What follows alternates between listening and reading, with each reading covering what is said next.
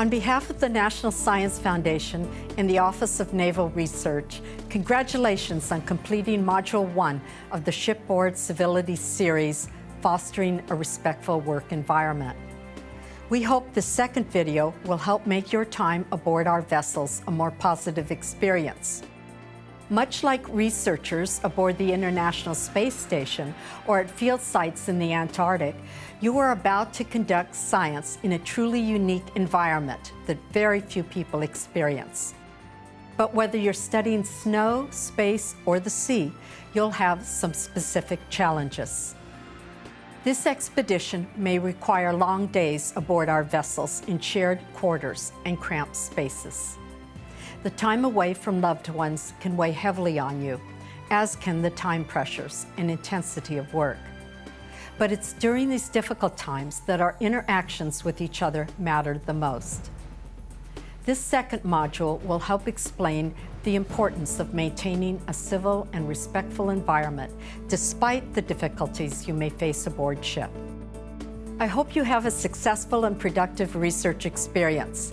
From all of us at NSF and ONR, we wish you fair wind and following seas. In the previous video, we showed some examples of what a positive work environment looks like and how to interact in a professional manner with other crew and scientists. We defined what the continuum of harm is and how it can impact our work and crew's safety. And we showed some examples of what a hostile work environment looks like and how to combat it in an effective manner.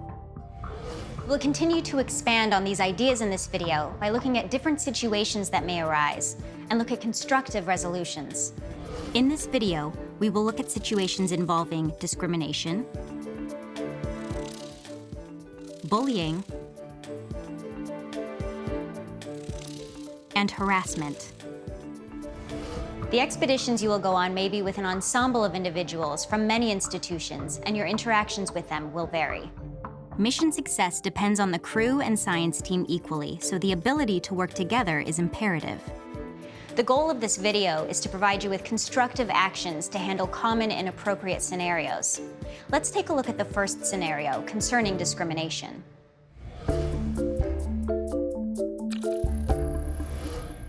It's only a few hours till the mission will be underway, and there is much movement on the vessel. Despite the chaos of loading up, this scientist is excited and optimistic, ready for the opportunity of a lifetime. As she is getting ready to head to the lab, another scientist notices her reaching for her equipment. He instinctively makes an assumption that she would not be able to handle such large cargo because she is a woman, so he takes the box to help her. Although the other scientist's intentions may have been chivalrous, his doubt in her could have an impact on her stay in the vessel, and even her belief in her own capabilities. Let's take a look at how she addresses this. Although a bit hurt and embarrassed, she decides that she will help the other scientist carry her stuff on board. After she has settled in and roamed about the vessel, she finds the scientist who doubted her. She decides she needs to tell him how he made her feel and talk about how they can work better together in the future. He seems receptive to what she is saying and seems like he wants to make a conscious effort to not make any woman on board feel that way again. She walks away feeling better about her future on board. Many times, the best way to address a situation is to approach the person who makes you feel discriminated against. Members of our institutions are expected to handle feedback like this professionally and use it to evaluate their own actions. But first, they must become conscious of how their actions make others feel.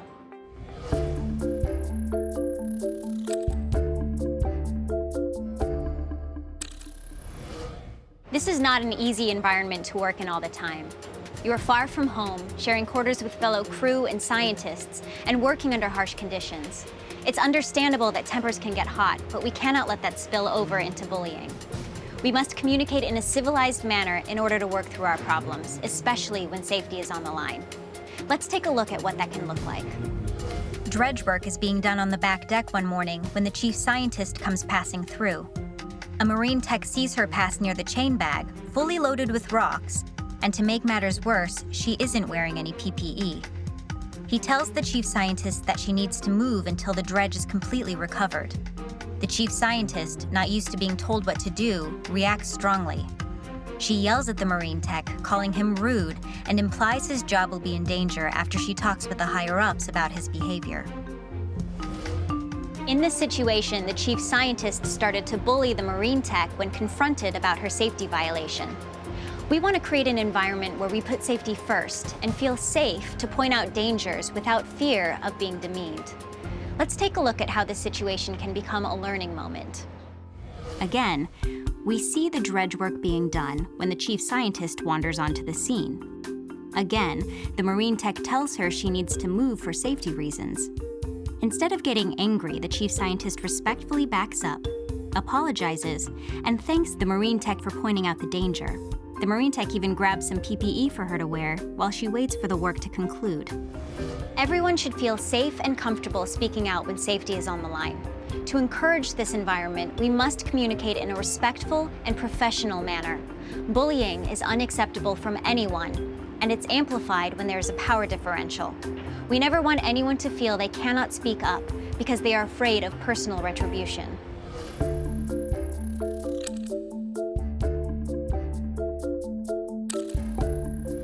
Harassment comes in many different forms, none of which will be tolerated on our vessels. Today we are going to look at two severe forms of harassment, stalking and sexual harassment. Let's first take a look at a scenario concerning stalking.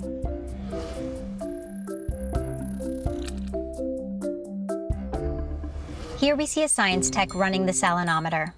Another tech happens by and they chat, which is a welcome change and perfectly harmless.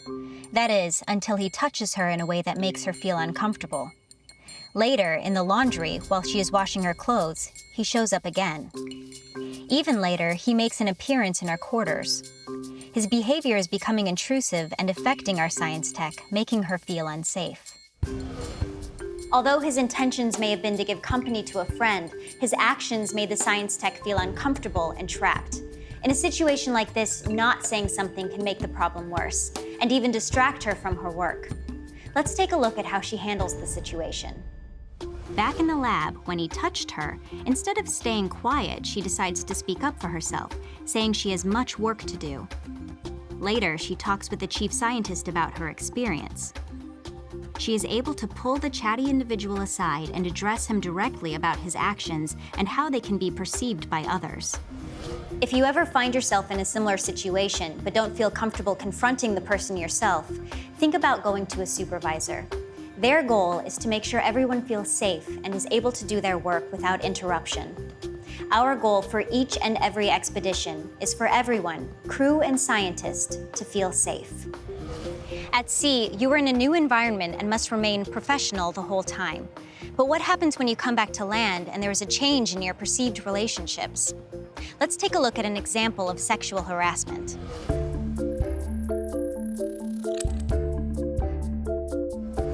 It's been a long cruise, but the crew has made it through and is back on land. Many of the science party and some of the crew will be flying back home the next day, so they decided to go out to celebrate their time together. Everyone meets up at a nearby bar where there is dancing, drinking, and toasting to yet another completed mission. Many people are tipsy as this is the first time they've had alcohol since before the trip. One of these people includes someone who is dancing on the floor with a fellow member of the team. They seem to be having a fun time until he touches them inappropriately. They feel uncomfortable in the change of his behavior towards them. What once was friendly now feels like he wants it to be romantic. They try to subtly push him away, but he won't let them. Sometimes it may feel that when you are not on a ship, you don't have to act professionally anymore, which is simply not true. You are a representative of your institution at all times and must behave yourself on and off the ship. If these two were to ever go on a cruise together again, they might potentially feel uncomfortable and unable to do their job effectively. Let's take a look at how this situation plays out. Back at the party, he is still trying to make moves on them, and they are becoming increasingly uncomfortable. A fellow crew member notices this and decides to step in. He pulls the man aside and lets him know that he is noticing that the person is not into his advances. The man later apologizes and lets the person know that he thought they felt the same way, and that he respects their friendship too much to make them feel uncomfortable. After watching these scenarios, we hope you have a better understanding of what a professional and respectful work environment looks like and how it's key to a successful mission. The best defense to inappropriate behavior is you. If something feels wrong, say something.